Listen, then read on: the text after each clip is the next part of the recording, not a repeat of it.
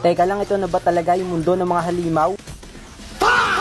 Tinutodas ko nga lang kayong mga bata kayo eh. Skill issue na talaga yan kapag ang tagal nyo na sa epic hindi kayo makaalis. Tulad nitong kalitang to, tignan nyo, napakahambog. Akala niya kaya niya ako sa early. Ngayon takbo-takbo siya oh. Pero dahil di siya marunong, nag-overreach siya. Bigyan natin siya ng lesson.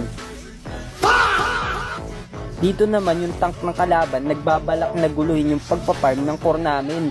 Kaso nga lang sa part na to nagkamali ako eh. Tingnan nyo dyan, hindi tatagos yan kaya natodas tuloy ako ng tank. At ito ang lagi nyong tatandaan, kapag mage kayo huwag kayong masyadong malalim kasi mabibigyan kayo ng leksyon. Isang mabilisang combo kay Serena, sabay out kagad. Dito nakikita kita, nagtago ka pa ha. Sayang lang wala tayong emote, sana naasap ko pa siya ng malala. Pero magbakasyon ka muna.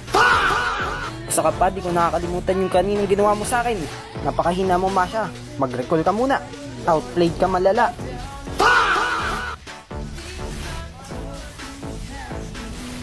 Dito sa kanila nga Lord, pero sa amin naman panalo. Tingnan nyo yung Tamus, di ko nga pansin yan eh, pero na-end niya na pala. Inaasar-asar ko pa yung carry dito. Ito ang mahirap sa mga epic, hindi sila marunong magbantay sa mapa. Kaya ayan, panalo.